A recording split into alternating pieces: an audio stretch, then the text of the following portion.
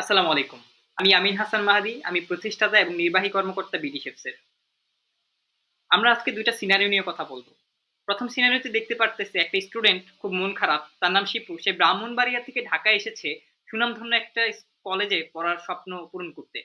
কিন্তু ১ম দিন থেকেই সে মেসের খাবার খেয়ে কয়েক মাস পরে অসুস্থ হয়ে পড়ে এবং সে খাবার নিয়ে প্রচন্ড রকমের কমপ্লেইন করা শুরু করে।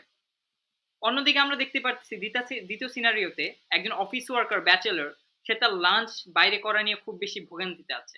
যার ফলে তার বস তাকে উপদেশ দিচ্ছে সে যেন বিয়ে করে ফেলে। যাতে হোমমেড খাবারের একটা ওয়ে সে পেয়ে যায়।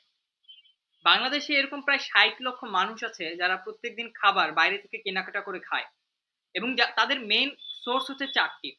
সে হয়তো মেসের মিল খায়, অথবা সে হোটেল বা রেস্টুরেন্ট থেকে অর্ডার করে, অথবা বাসায় বুয়া রাখা থাকে সে রান্না করে দেয়, অথবা নিজস্ব স্কিল এবং সময় কাজে লাগিয়ে সে খাবার রান্না করে খায়। আমরা একটা সার্ভেতে দেখি যে ৫ জনের ৩ জন অফিস ওয়ার্কার এবং স্টুডেন্ট তাদের খাবার নিয়ে অসন্তুষ্টতা প্রকাশ করে এবং কমপ্লেইন করে। এবং গত বছর অর্থাৎ ২০২৩ এ অলমোস্ট ২০০ টি রেস্টুরেন্ট এবং হোটেল জরিমানাকৃত করা হয় তাদের আনহাইজেনিক খাবারের জন্য।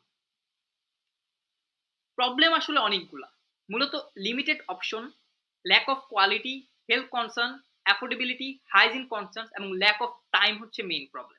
কিন্তু এইসব প্রবলেম সলভ করার জন্য যে কোর প্রবলেম, অর্থাৎ কোনো ব্র্যান্ড না থাকা, এটাই হচ্ছে মেইন প্রবলেম। অর্থাৎ এইসব প্রবলেম সলভ করার জন্য কোনো ব্র্যান্ড এখনো এগিয়ে আসে নাই যে রেগুলার মিল নিয়ে কাজ করবে। সলিউশনটা আসলে কি? এখানে আসলে বিডি শেপসের আবির্ভাব। বিডি শেপস এমন একটি প্রতিষ্ঠান যারা প্ল্যাটফর্ম করে দেয় সেসব হাউসওয়াইফ এবং মা বোনেদের জন্য যারা বাড়তি আয়ের সুযোগ খুঁজে বাসায় বসে কিছু করতে চায়। এবং আমরা তাদেরকে কানেক্ট করি সেই স্টুডেন্ট এবং অফিস ওয়ার্কারদের সাথে যারা কিন্তু আসলে রেগুলার মিলটা খুঁজছে।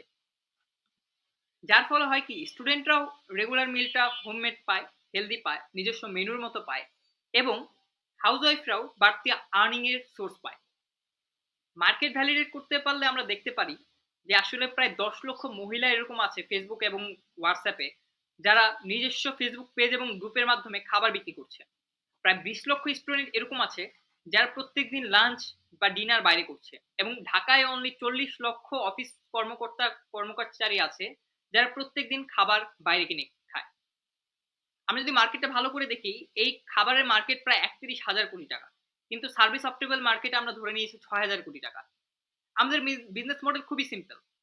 আমরা সিঙ্গেল মিল যখন অর্ডার হয় তখন আমাদের শেফদের থেকে 16% কমিশন রাখি এবং সাবস্ক্রিপশনে আমাদের প্রায় 25% গ্রস মার্জিন থাকে। আমাদের ৩ টা অ্যাপ্লিকেশন আছে। ইউজার অ্যাপ দিয়ে ইউজার অর্ডার করতে পারে। শেফ অ্যাপের কাছে সেই অর্ডারটা যায়। অর্ডার ম্যানেজমেন্ট করতে পারে শেফ এবং রাইডার অ্যাপ তাদের রাইড কোথায় নিয়ে যেতে হবে, খাবার কোথা থেকে কোথায় নিয়ে যেতে পারবে সেই আসলে দিক নির্দেশনা পায়। কম্পিটিটিভ অ্যানালিসিসে আমরা দেখতে পারি মেস এবং রেস্টুরেন্ট উভয় দিকেই হাইজিনিক এবং কোয়ালিটির সমস্যা আছে। মেস অ্যাফোর্ডেবল হলেও রেস্টুরেন্ট অ্যাফোর্ডেবল না।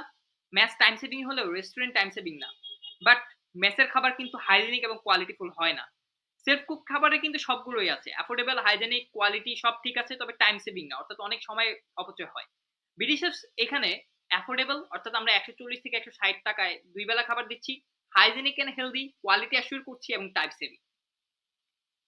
আমাদের ট্র্যাকশন আমরা ৩ মাসে এমভিপির ৩ মাসে ৳০ ইনভেস্টমেন্টে আমরা ১,০০০ টা অর্ডার ডেলিভারি করি এবং আমাদের এখন পর্যন্ত আমরা ৭০ জন শেফ এবং ৫ টা রাইডার অনবোর্ড করি ৪ টা অ্যাপ্লিকেশন সহ। আমরা প্রি-সেড আস্কিং করছি ৫% ইকুইটির বদলে ৳১০ লক্ষ টাকা, যার মাধ্যমে আমরা ওয়ার্কিং ক্যাপিটালটা গেইন করব এবং অপটিমাইজ করব ডেলিভারি চ্যানেল, স্টক করব র মেটেরিয়াল এবং বাইং প্যাকেজিং মেটেরিয়াল বাই করব। ধন্যবাদ।